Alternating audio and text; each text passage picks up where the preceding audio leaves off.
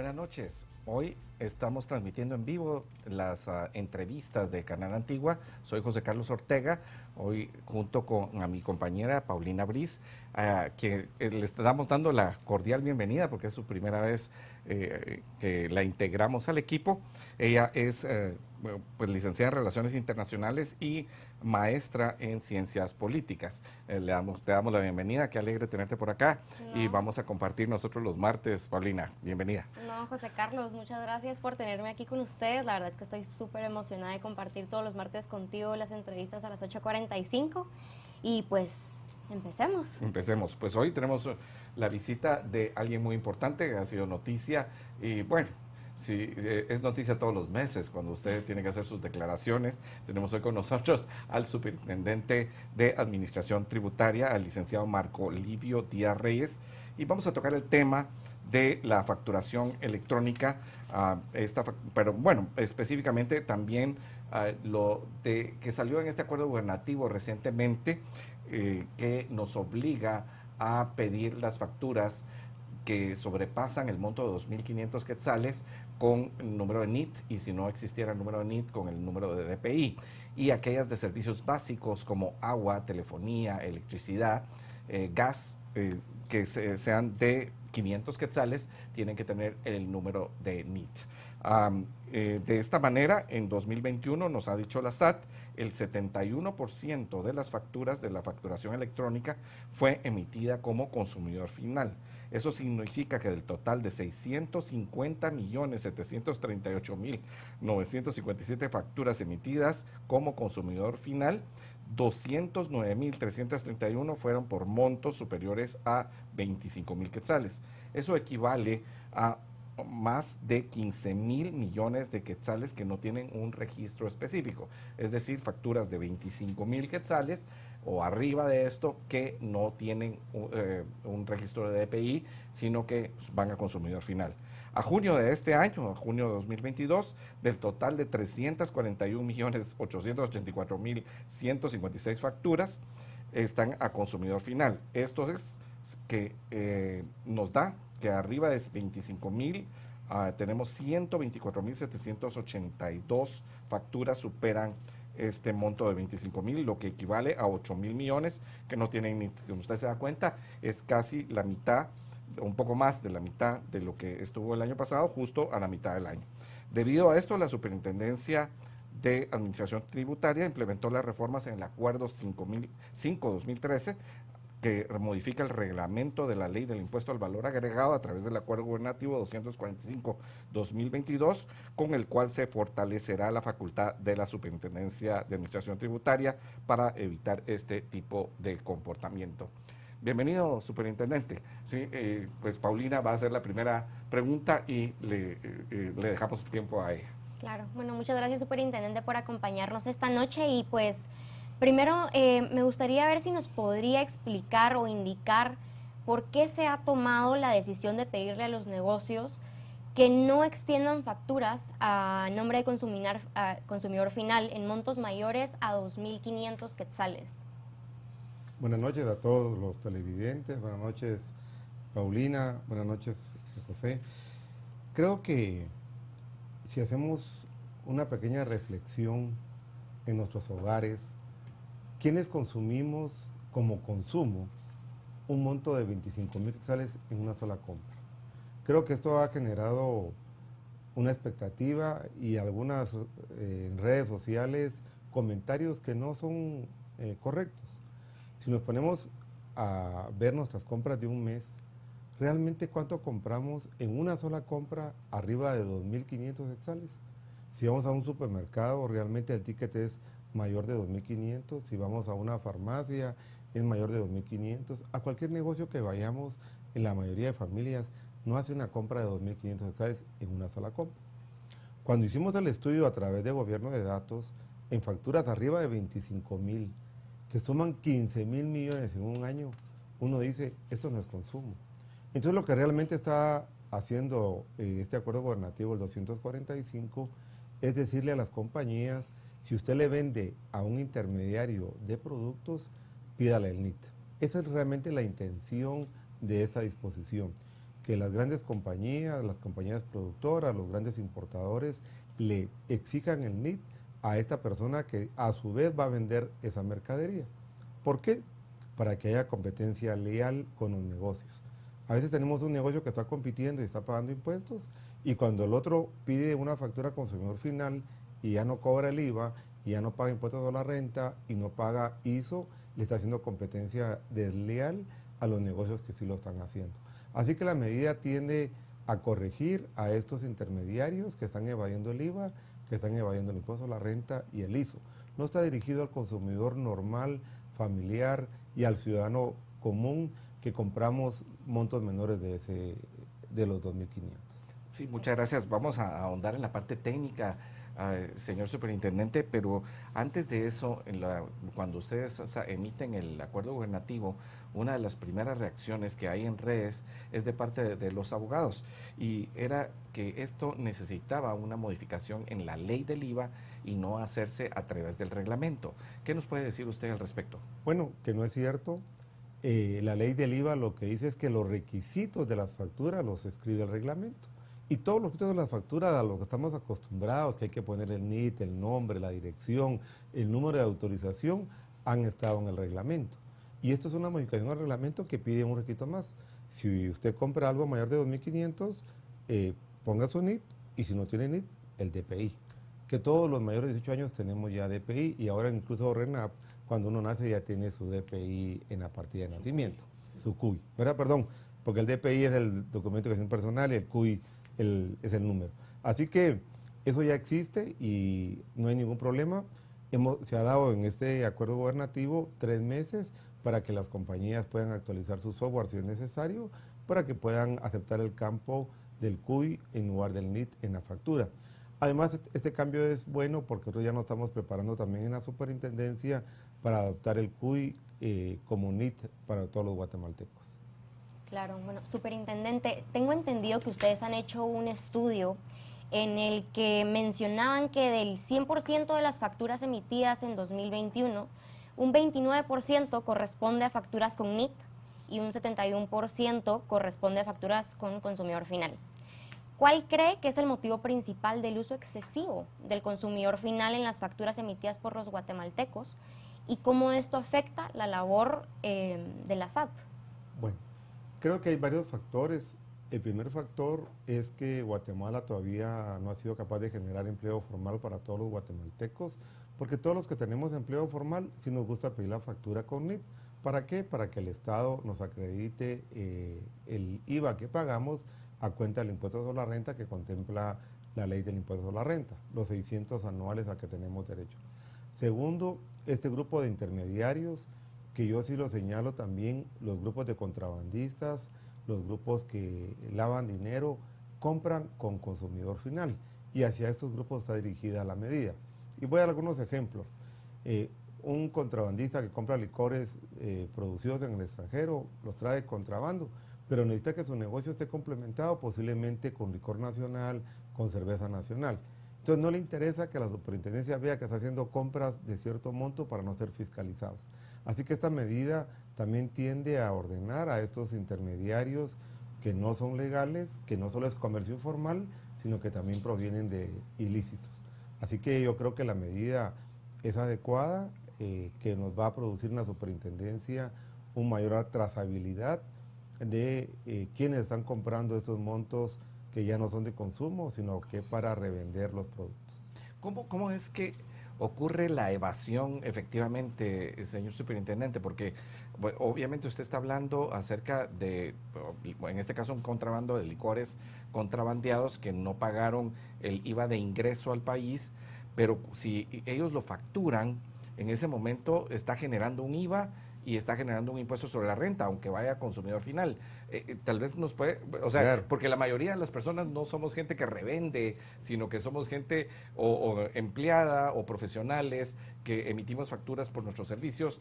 O sea, ¿cómo es que se da la evasión si en realidad se está facturando algo aunque haya entrado de contrabando?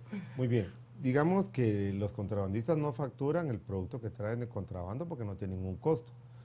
A lo que me refiero es que si yo le compro licor nacional y compro 100,000 quetzales en licor nacional, Es cierto que le pago el IVA a la licorera que me lo vendió y la licorera lo va a trasladar al Estado, pero cuando yo lo revendo también genero IVA. O sea, hay una ganancia, eso genera valor agregado y ese IVA también de esa ganancia debiera de llegar al Estado. Esa venta también genera ISO, el 1% sobre los ingresos y también genera una ganancia para ese vendedor. Entonces ese vendedor no le paga al Estado ese IVA que se genera adicional, no le paga al Estado el impuesto sobre la renta de sus ganancias y no paga el ISO sobre sus ingresos. Ahí es donde hay la evasión. Pero si no factura, pero si está facturando lo que trajo de No, porque no lo factura. Lo que yo digo es que no factura. Él cuando no compra, él cuando le compra a la licorera, pide la factura al consumidor final. ¿Por qué? Porque no quiere facturar, no quiere que haya un rastro de su actividad económica. Entonces él deja de facturar. Ahora que tenga una factura a su nombre, la superintendencia va a tener la capacidad de decir, bueno, esta factura, esta persona compró tanto, ¿por qué no ha emitido facturas que corresponden a esas compras que no son consumo? O sea, se verificará el inventario inicial y el inventario final de cada año de algunos de los que tienen productos y no servicios. Así es. Voy a darles algunos ejemplos. Distribuidores de gas ahora que tuvieron subsidio, que era requisito indispensable que se consignara el NIT, empezamos a ver que compraban y no facturan. Y a esto ya lo estamos fiscalizando, porque no facturaron el producto que compraron. Porque todos ganan, aunque sea una pequeña cantidad, todos ganan y todos deben de pagar impuestos a la renta sobre esas ganancias. Pero esto también nos va a permitir controlar a estos grupos que hacen contrabando, que también viene dinero de lavado de dinero, para que todo se vaya ordenando en nuestro país. Repito, no está destinada la medida a controlar al ciudadano guatemalteco, a las familias guatemaltecos, sino a estos personas que se dedican al comercio informal y que sus fuentes provienen de diferentes orígenes. Superintendente, regresando un poco al estudio que ustedes realizaron en el año 2021, ¿usted nos podría decir cuáles son los sectores que emiten más facturas al consumidor final? Bueno, en realidad creo que están en todos los sectores, pero sobresale el comercio al por mayor y por menor, con cercanos al 53%. Tenemos a la agricultura, ganadería, caza y silvicultura, que es como tenemos catalogados, 12%, industria 12%, actividades inmobiliarias 11%, transporte 5%, y de ahí los porcentajes vienen bastante bajos. Sí, ahí en esos datos yo realmente algunas cosas uno se asombra, porque por ejemplo la industria o las actividades inmobiliarias está cercano al 10%.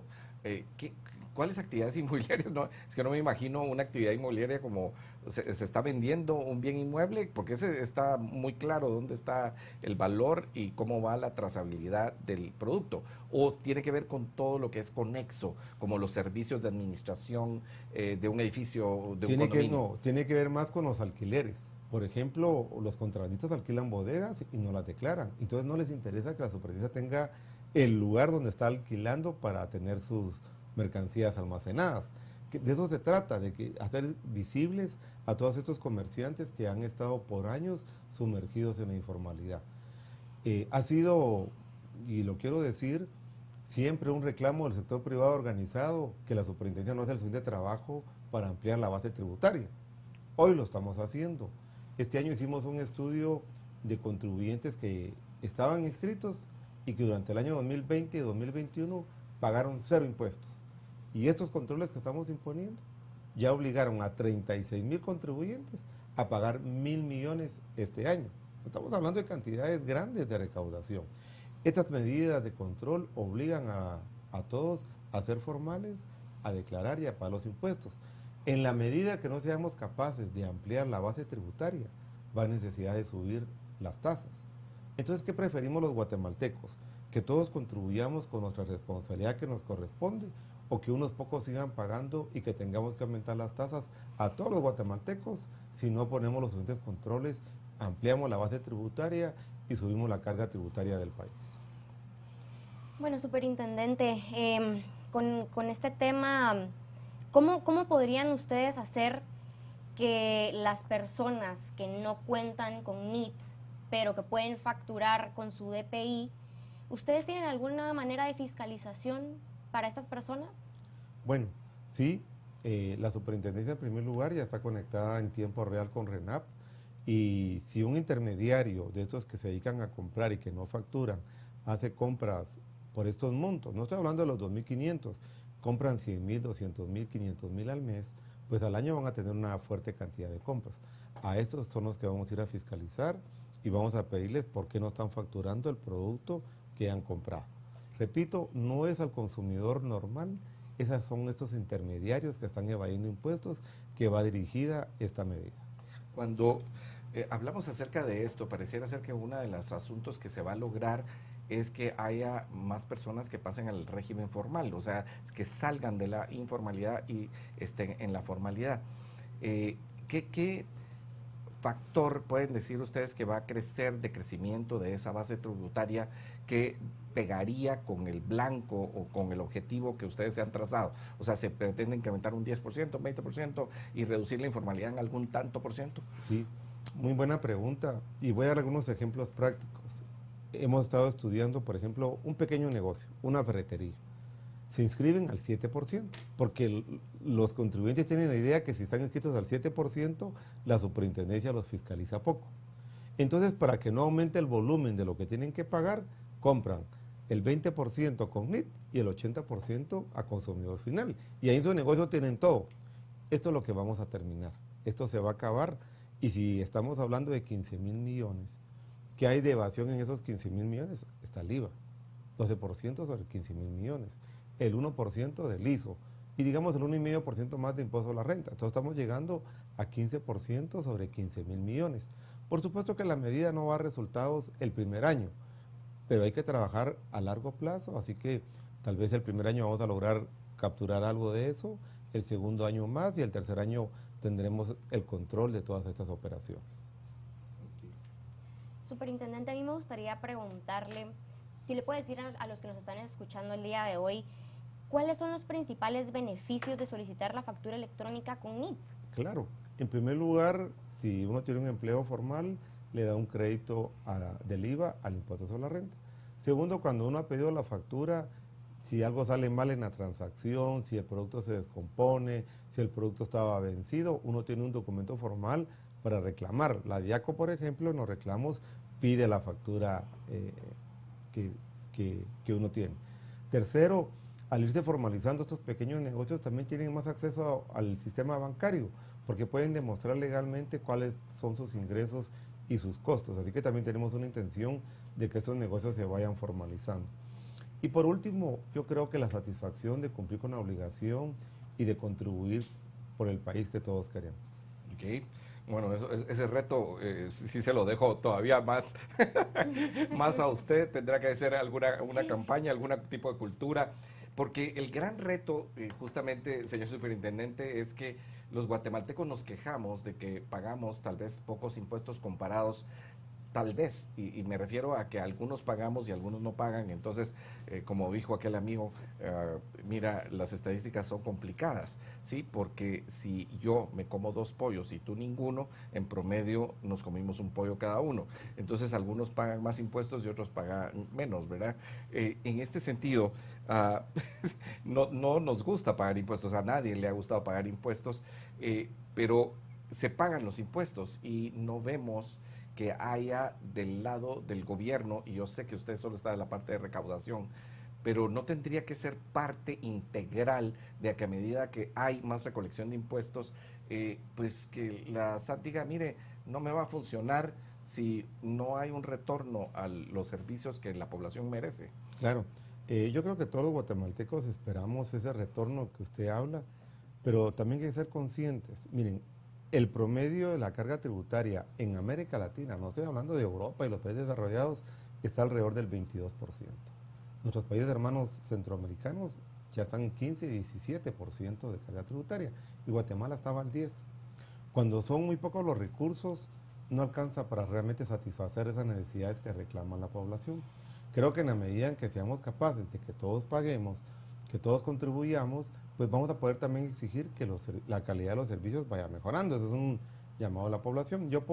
Como ustedes saben, los funcionarios públicos no podemos decir más allá de lo que la ley nos permite, así que yo no puedo hablar mucho del gasto, no es parte de mi función.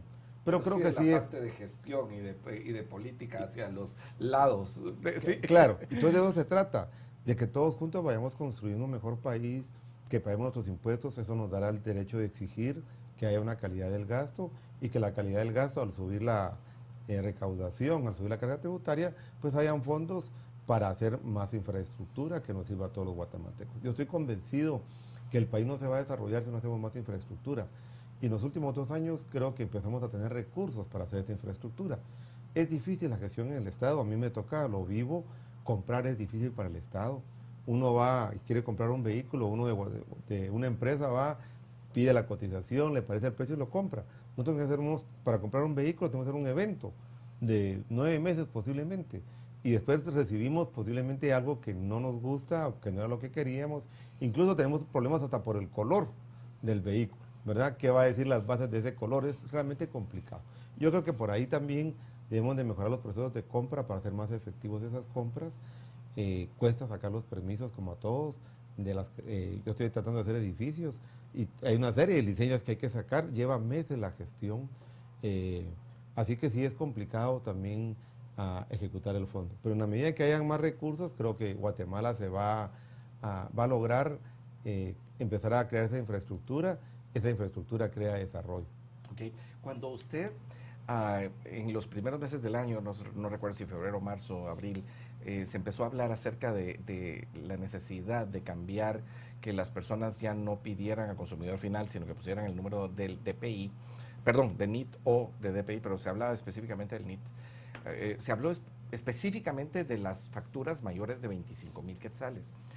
¿Por qué, señor superintendente, no empezaron solamente con ellas, sino que nos fuimos de una vez hasta 2,500, que ya es un rango donde muchos podríamos estar? ¿Sí? Muy bien, yo creo que es una excelente pregunta y ha sido una gran discusión técnica fijar el monto. Pero le voy a dar un ejemplo. Yo quiero controlar las compras de 25,000 quetzales, quiero controlar las compras de 50,000. Entonces, el guatemalteco es muy ingenioso. Si fijamos el monto en 25,000, yo voy a pedir 2 facturas y voy a sustraerme del control. Si yo compro 75,000, voy a pedir 3 o 4 facturas. Pero si el monto es de 2,500, ya no puedo pedir yo 20 facturas para hacer la compra. Y por eso decidimos fijar el monto en 2,500 para que las personas que están haciendo esta actividad no se puedan sustraer del control. Así que es una excelente pregunta. Ha sido un reclamo de muchos. ¿Y por qué nos pusieron un monto más alto? Porque entonces permitimos que las personas que lo están haciendo se sustraigan del control. Un ejemplo es la bancarización. La bancarización dice que todas las facturas deben de estar con 30,000 quetzales. Entonces lo que hacen muchos es pedir facturas de 10,000 y se sustraen de la obligación de la facturación. Lamentablemente. Sí, de hecho, en redes sociales hoy, pues esa era una de las cosas que alguien decía, o sea, voy a sacar pues 2 facturas de 1,200 y 1,200, o sea, para no llegarle a los 2,500, o sea, es algo que pues será más engorroso, pero algunas personas lo harán. Pero alguien que compra 100,000 ya no lo va a poder hacer. Repito, no está dirigido a ese consumidor normal guatemalteco, a esa familia guatemalteca, este control. Está destinado y dirigido a estos grandes intermediarios que están evadiendo el control para no pagar impuestos. Ok, sí. Bueno, mira, señor superintendente, la verdad es que tenemos un montón de preguntas. Usted, por favor, hágalas. Creo que es ¿qué importante. pasa con los extranjeros? O sea, muy bien. sí, tenemos, bueno, primero el DPI, o sea, porque yo emito facturas electrónicas, ¿sí? Ahora le voy a devolver la corrección, el CUIT que está en el DPI. Tiene usted toda la razón, pero bueno, me voy a tener que ir a la FEL, me voy a tener que ir a mi virtual, ¿cómo se llama? SAT virtual, sí, para ver si dice CUI o dice DPI, pero creo que sí dice CUI. Sí, tiene usted toda la razón, Código Único de Identificación. Y ahí vamos a que actualmente, por lo menos yo utilizo el de la SAT, tendrá que mejorarse y pedir o el DPI, o el CUI, ¿sí? O el número de NIT. O sea, y tendrá que tener otros campos más, porque para una empresa extranjera o para una persona extranjera tendrá que meterse un número de pasaporte. O sea, tendrá que haber un campo que no es nada complicado. Trabajamos en sistemas en alguna época de nuestra vida. Ya pensé cómo, si quiere lo asesoro. Sí, entonces, pero es una cosa bastante sencilla. Se harán esos cambios en las FEL. Ya lo contemplamos, a partir de ahora ya acepta el número de pasaporte, la factura FEL, y también va a aceptar los NIT del extranjero. En todo el mundo hay un número de identificación tributaria, regularmente se llama RUT, no NIT, sino que RUT, y eso también se van a aceptar en la facturación. Por ejemplo, en las facturas de exportación que me preguntan hoy en la mañana, pues van a poder ingresar el RUT de la compañía en el extranjero. Y José, te propongo un trato aquí. Creo que todos los guatemaltecos entendemos mejor el número como DPI y no como Sí, CUI. digamos, Yo sé que los técnicos, sí, no nos peleamos creo que los técnicos a veces lo corrigen a uno cuando pero uno entonces, dice, pero digamos DPI con solo toda hay una confianza. pregunta antes de que nos pasemos al DPI, porque esta es una pregunta que surge de la plática que tenemos ahorita. Muy bien. O sea, ¿qué pasa si un jovencito que no ha cumplido los 18 años llega a comprar un PlayStation o una, qué sé yo, una bicicleta, no importa, sí, una que tenga un valor, pues arriba de esto? Le vamos a pedir el QI en este caso, porque no tiene DPI, perdón, pero en este caso sí es válido. Vamos a pedirle el CUI y puede darle de su papá, el de su mamá, que si no trabaja todavía, todos los que trabajamos tenemos NIT. Es una obligación, por ejemplo, para abrir la cuenta bancaria, tener NIT. Así que nosotros damos muchos NIT administrativos, todavía de gente que no paga impuestos. Pero si es un jovencito, ese dinero viene posiblemente del dinero del papá. Los guatemaltecos normalmente no tenemos 2.500 quetzales en efectivo para ir a hacer una compra, no tienen tarjeta de crédito, también las tarjetas de crédito piden NIT para darlas. Así que creo que esto es como hacer un alboroto de cosas que no son. Realmente, si somos ordenados, podemos dar el DPI del papá, el NIT del papá. Y no sé si vamos a descubrir con el tiempo personas que compran mucho y que no reportan ingresos. Es posible, pero creo que no vamos todavía por ahí. Y quiero darles un dato a los guatemaltecos para que estén más tranquilos. La superintendencia tiene en su base de datos ya 3 billones de facturas.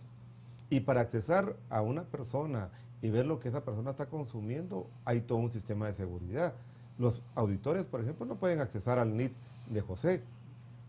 Tiene que tener un nombramiento de una auditoría para que los dejemos accesar. Y nuestro sistema tiene el traqueo de quién ingresa a ver una persona, porque va a tener una responsabilidad si lo hizo con un fin no debido. Y en eso nos hemos esforzado mucho. Nuestro departamento de gobernanza de datos está llevando eso y hemos estado rehaciendo muchos sistemas para que tengan toda esa auditoría de quién ingresó a ver la información de una persona. O sea, una persona en atención al contribuyente no puede ver el NIT de Paulina. O sea, eso también es información reservada. Y es más, los que pueden accesar a eso son muy pocas personas porque regularmente vemos los montos de la factura, no la descripción de las facturas. Eso está almacenado en la nube y para poderlo ver hay que darle de baja a esa factura.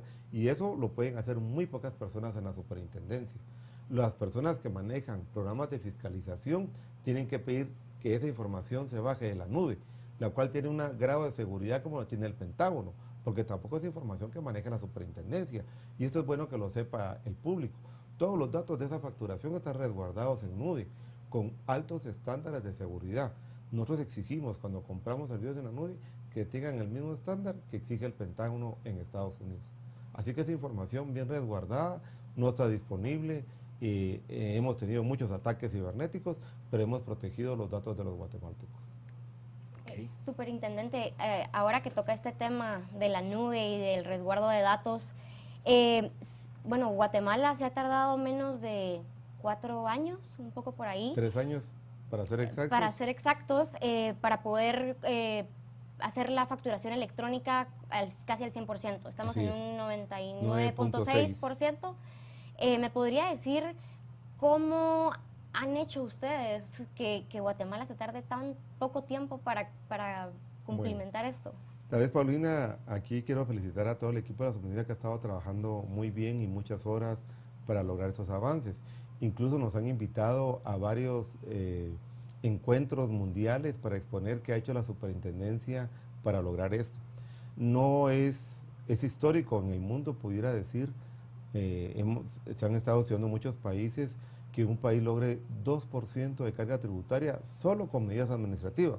Los países que logran subir la carga hacen reformas y suben las tasas de impuestos. Guatemala lo ha logrado sin subir tasas, solo con el esfuerzo administrativo que está haciendo la superintendencia. 2%. 2%. Eh, los países han llevado hasta 10 años para lograr lo que Guatemala ha logrado en 3 años. Así que es un éxito no solo de la superintendencia, yo creo que es un éxito del sector empresarial que se ha subido a apoyar, creo que es un éxito de la población que lo ha aceptado, es un éxito de las personas que bajan la APP-FEL y que ya pueden consultar sus facturas en esto, creo que es un éxito de país, porque lo hemos hecho juntos. Así que felicitaciones a todos los guatemaltecos que hemos logrado esto, esto ha subido la recaudación y esto permite tener mejores recursos para atender las necesidades, José, que tú mencionabas antes. ¿Y cuál será la meta entonces? ¿Cuánto se pretende en ese porcentaje subir la meta de recaudación con estas medidas específicas y con la otra que han tomado ahorita de que los pequeños contribuyentes tienen que estar ya en la FEL para marzo Muy de bien. 2023? Sí. Tal vez voy a dar unas cifras globales. En el año 2021 la superintendencia también logró subir el 26% en comercio exterior, aduanas, cobrando los impuestos que corresponden a las aduanas. Este año vamos al 32% de que hemos incrementado la recaudación en aduanas. En 2 años estamos incrementando la recaudación en 40%. Y aquí hay que resaltar algunas cosas. No hemos hecho una persecución hacia los contribuyentes con los que O sea, hemos se ha dejado tenido. de penalizar, o sea, Y es más, hemos de ir solucionado. al sistema penal, no de penalizar, sino Sí. de ir al sistema penal. Es más, hemos estado resolviendo los juicios que habían y han pagado bastante los contribuyentes.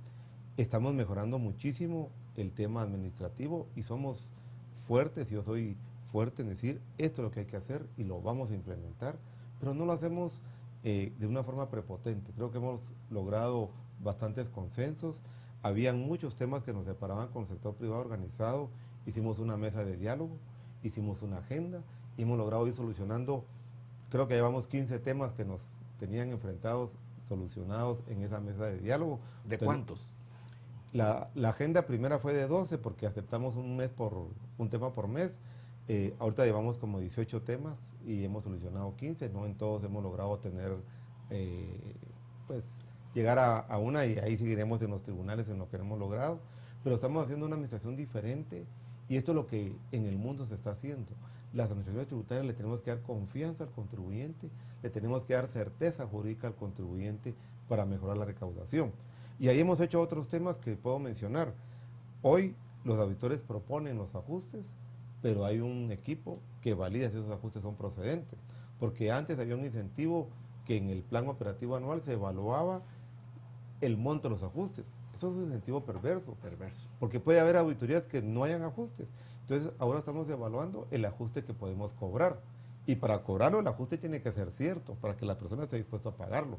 Y es más, en lugar de notificárselo, llamamos al contribuyente en ASAT, le explicamos lo que hemos encontrado, le pedimos si tiene pruebas, que llegue con sus abogados, con sus asesores contadores públicos y auditores, y tratamos de llegar a un acuerdo conforme a la ley con ese contribuyente.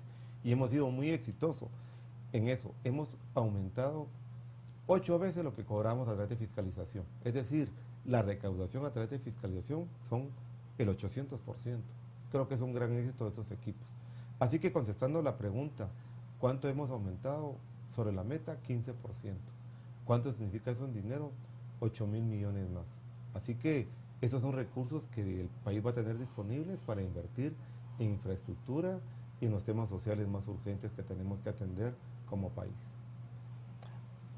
Sí, superintendente, tengo entendido que están trabajando en una normativa para que plataformas de streaming paguen impuestos en Guatemala. ¿Nos podría contar un poco más acerca de esto? Sí, creo que este tema también va alineado con una competencia leal.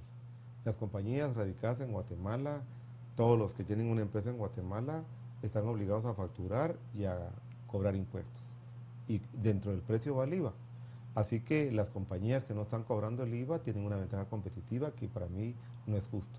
Así que junto con el CIAT hemos hecho un módulo electrónico, en realidad lo hizo el CIAT y nosotros somos de los primeros países en implementarlo en América Latina. Ya estamos listos, ya fue entrenado nuestro personal, ya hicimos la normativa interna, ya le pedimos a las tarjetas de crédito la información de cuánto le pagan a estas compañías como Netflix, AMB, todas las compañías que manejan plataformas digitales y ellos están dispuestos a pagar los impuestos que corresponden en el país. Entonces ya vamos a empezar el cobro de esos impuestos a estas grandes compañías. Esto podrá incrementar la tributación 200, 400 millones más al año, conforme también vamos avanzando y vamos abarcando todas las compañías. No es justo que una compañía que cobra publicidad en una plataforma digital compita con una nacional que tiene que cobrar el IVA. Así que también es parte de ordenar el mercado y que todos compitamos en igualdad de condiciones. ¿Esto no daría como la oportunidad o por lo menos el incentivo de que alguna persona utilice o sea, saque una tarjeta de crédito en Estados Unidos y pague a través de su tarjeta de crédito internacional, pero con base en los Estados Unidos, este tipo de plataformas, Netflix, qué sé yo, Uber, o sea, Claro, todas estas clases de cosas? Pero no va a ser no la todo el mayoría. mundo lo va a lograr. Sí, no va a ser la mayoría. Y además estas son compañías... Y también los que mandan remesas van a mandar pagado ya el streaming. ¿Sí? Pero mire, estas son compañías muy serias, que yo creo que cuando aceptan pagar el impuesto ya no aceptan nada de eso. Y creo que ellos nos van a declarar lo que realmente están vendiendo. Lo que pasa es que hoy tienen un problema, no tienen un sistema para hacerlo.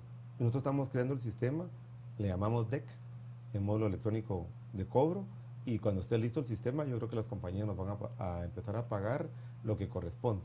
Y estamos buscando la manera en que la propia superintendencia emita las facturas de todos esos servicios que prestan estas compañías. Superintendente, en el caso de que le cobraran estos impuestos a estas plataformas de streaming, ¿tienen algún porcentaje?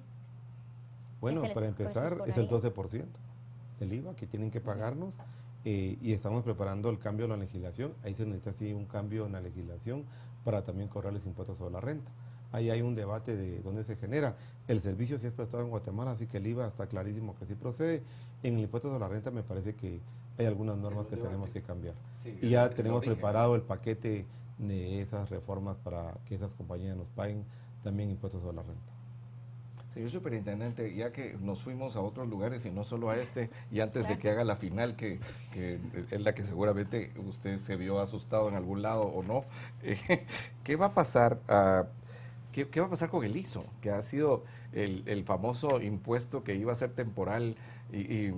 Pues yo trabajé en una empresa, con una planta, y cuando se hacía mantenimiento, se decía, mire, esto lo vamos a dejar aquí para mientras. Pero era para mientras se queda así. Y el ISO ya no se fue. Hay algunas intenciones, a veces de algunos diputados, de derogarlo. Y sobre todo porque esto es una carga para las empresas pequeñas o las nuevas empresas que están queriendo participar del mercado. Bueno, lo primero que quiero desmentir es que el ISO afecte a las pequeñas empresas. Fíjate que eso es algo que nos están vendiendo las grandes compañías, los que tienen el poder de cabildeo en el Congreso de la República, bajo la sombría de que están afectando a las pequeñas empresas. Y voy a dar los datos. Miren, pues, todos los profesionales, ¿a qué régimen estamos inscritos? El del porcentaje, al 7%, sí, o sea. Y no pagan ISO. La mayoría de compañías en Guatemala, ¿a qué régimen están inscritas? Al pequeño contribuyente, que tampoco pagan ISO. Es más, pagan el 5% sobre sus ventas, no el 1%. Correcto. Es decir, que el ISO afecta a un grupo muy reducido de compañías, que son 1.800 compañías. Esas son las que realmente vienen reclamando el pago del ISO. 1.800 compañías. Y entonces viene el gran tema, que tienen pérdidas. Y hay compañías de esas 1.800, son grandes contribuyentes, que venden más de 1.000 millones al año, que han reportado pérdidas durante los últimos 5 años. Hay compañías que venden más de 1.000 millones que nos han reportado pérdidas en 10 años. Entonces, el ISO se ha convertido en un impuesto mínimo que estas compañías pagan. Y yo les voy a decir por qué yo creo en el ISO. Vamos a ver, una compañía de estas que vende 500 millones al año, que vende 1.000 millones al año, ¿le paga a sus empleados? Sí. ¿Paga a los locales? Sí. Paga todos los servicios que usa, pero quiere usar las carreteras, quiere usar los puertos, quiere usar los puentes, quiere usar toda la infraestructura de este país sin pagar ni un centavo de impuestos. Eso no es correcto. Entonces quieren que los que compramos una camisa, los que compramos un pantalón, los que compramos nuestros alimentos y pagamos IVA, les costeemos a ellos la infraestructura que están usando. Entonces yo le pregunto al guatemalteco, a todos aquellos que pagamos el IVA, si estamos de acuerdo en pagar el IVA para que estas grandes compañías utilicen la infraestructura del país que a todos nos está costando. Eso también es competencia Pero leal. ¿cómo hacen para reportar pérdidas si están vendiendo? O sea, Tienen muchos mecanismos esos son otros tipos de mecanismos que habría que buscarle la forma. y que estamos muy activos en desmontarlos. Por primera vez estamos usando precios de transferencia a gran escala. Hemos cobrado, como le digo, 800 veces el 800% de lo que cobrábamos antes. Esto es fiscalizando a estas grandes compañías. Estamos usando IDEA en fiscalización. Nos ha costado un poco porque hay que entrenar al personal, hay que comprar las licencias, hay que sacar los eventos para comprar las licencias. Pero yo le voy a dar un ejemplo.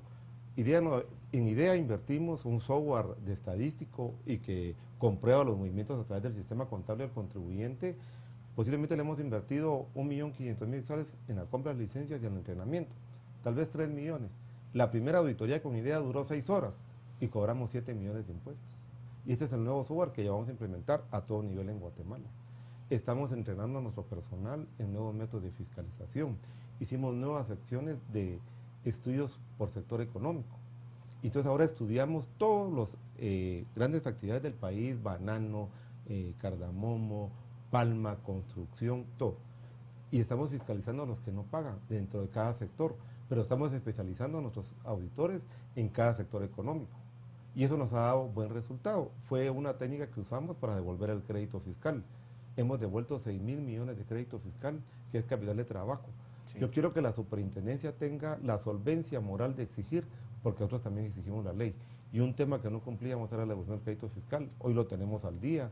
Hoy estamos devolviendo el crédito fiscal en el régimen electrónico en 28 días. Y lo que estaba atrasado de 40 meses, lo tenemos a 3 meses y lo vamos a llevar a 60 días. Y los grandes contribuyentes ya los tenemos al día. Y espero que en marzo del año entrante esté completamente al día medianos contribuyentes. ¿Y hay un equipo de combate a la corrupción dentro de la SAT que esté dando resultados? Porque pues, claro, existe tenemos pasado equipos. Que no, hemos sí. contratado matemáticos, ingenieros, gente que estudia los datos.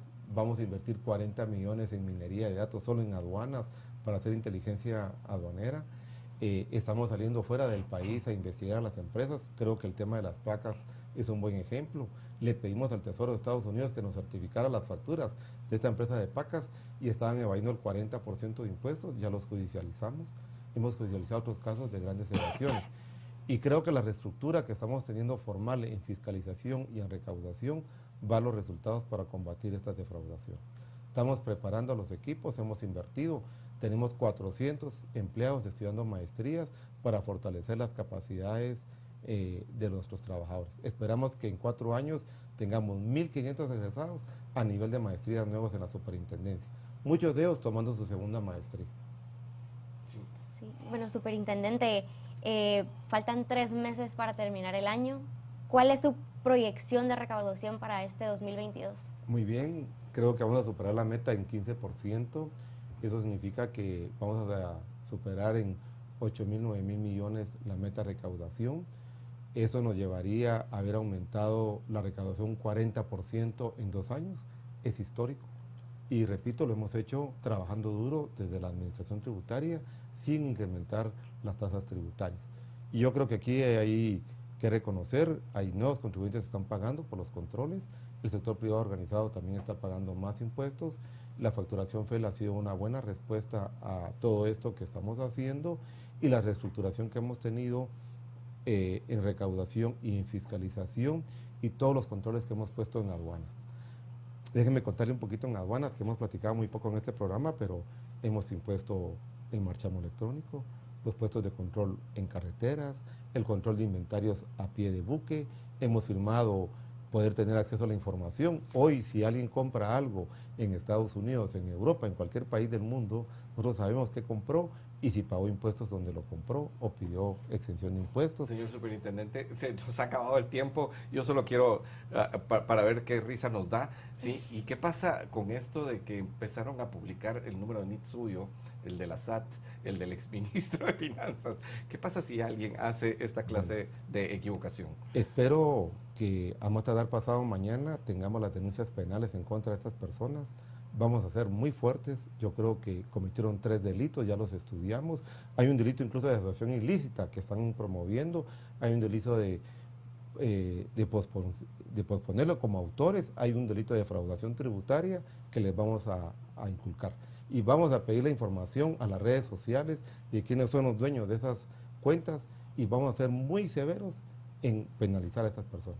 Bueno, pues señor superintendente, se ve que está usted trabajando muchísimo. La verdad es que ojalá que se pueda institucionalizar la SAT.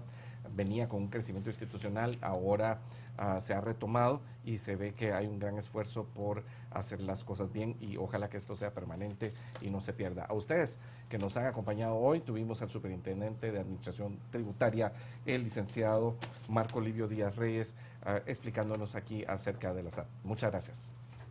Muy feliz noche. Feliz noche. Estamos, Falta